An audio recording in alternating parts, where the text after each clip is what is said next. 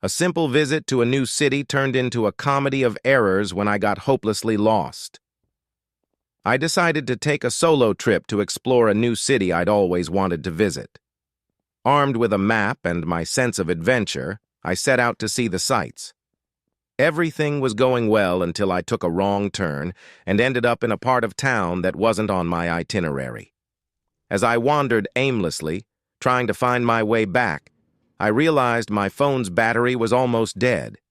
In a desperate attempt to get directions, I approached a group of locals who spoke little English. Through a series of hand gestures and broken sentences, they tried to help, but I only became more confused. I ended up stumbling into a street market where I accidentally knocked over a vendor's display of fruit. Mortified, I helped clean up, and the vendor, laughing, gave me an apple as a peace offering. We struck up a friendly, albeit language-barriered conversation, and he pointed me in the right direction. Just as I thought I was back on track, it started to rain.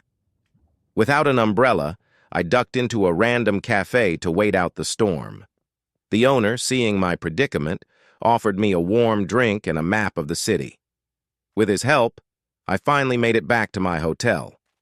What started as a frustrating day turned into a series of unexpected and amusing encounters. Getting lost in the city allowed me to meet new people and experience the local culture in a way I never would have otherwise. It reminded me that sometimes the best adventures happen when you lose your way. I walked into the office to find that all the plants were missing and a ransom note was left in their place. Our office had always prided itself on its greenery. Each desk had a plant, and the break room looked like a mini jungle. But one morning, I walked in to find all the plants gone. In their place was a ransom note made from cut-out magazine letters. If you want to see your plants again, bring donuts to the break room. The entire office was in an uproar. Who would steal our beloved plants? And why demand donuts? We decided to play along, mostly because we wanted our plants back, and partly because we were curious about the prankster's identity. We brought a dozen assorted donuts to the break room and waited. Around 10 a.m., our intern, Jake, strolled in with a sheepish grin and a cart full of plants. "All right, you got me," he said, distributing the plants back to their rightful owners. Jake explained that he thought the office needed a bit of excitement and had orchestrated the plant heist as a harmless prank. We couldn't stay mad at him, especially after he revealed that he had watered and cared for the plants during their abduction. The whole ordeal brought a lot of laughter and lightened the mood around the office. We decided to keep the tradition alive by staging occasional harmless pranks. The next one involved a fake spider invasion, but that's a story for another time. The great office plant heist became a legendary tale, and Jake earned a reputation as the office prankster. It reminded us that a little humor and creativity could turn an ordinary workday into something memorable. A routine grocery trip turned into a slapstick chase when my shopping cart decided to go rogue.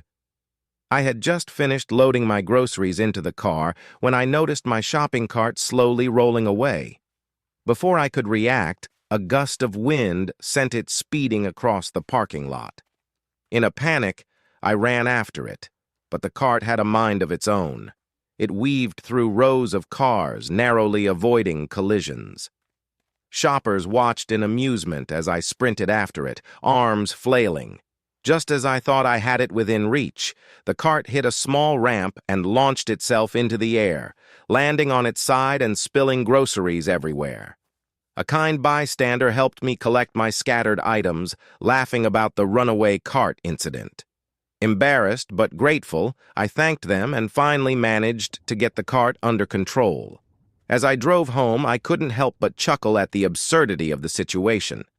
What started as a simple grocery run turned into a ridiculous chase scene straight out of a comedy movie. It was a reminder to always expect the unexpected and find humor in life's little mishaps.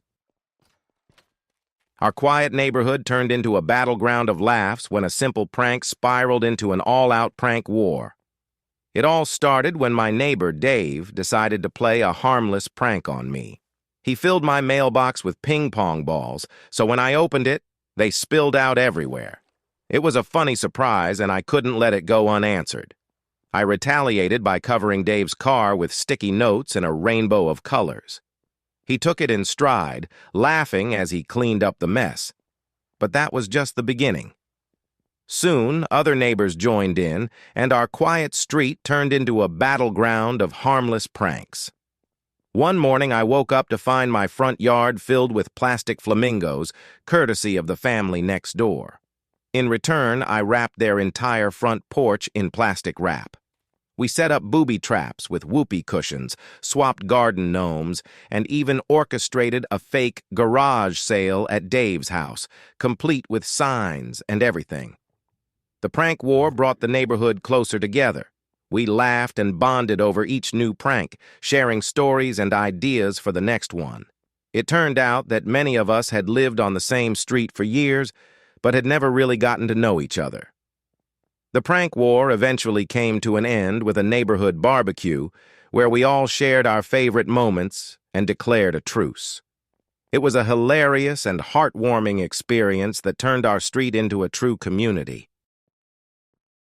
Our relaxing day at the beach turned into a comedy of errors when everything that could go wrong did. My friends and I planned a perfect beach day to soak up the sun and relax by the ocean. We packed a cooler with snacks and drinks, brought our beach chairs and umbrellas, and even brought a volleyball for a friendly game. The trouble started when we tried to set up the umbrella. A strong gust of wind caught it, and it flew down the beach like a rogue missile. We chased after it, finally catching it before it could hit anyone. With the umbrella securely planted, we settled in for some sunbathing.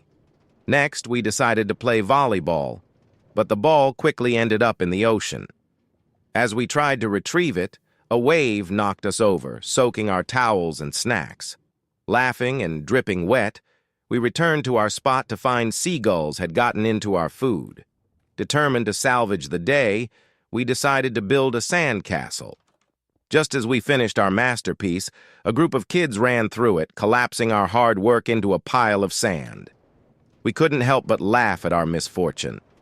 As the sun began to set, we realized that despite everything going wrong, we'd had a fantastic time. The Beach Day Blunder turned into a day filled with laughter and unforgettable memories.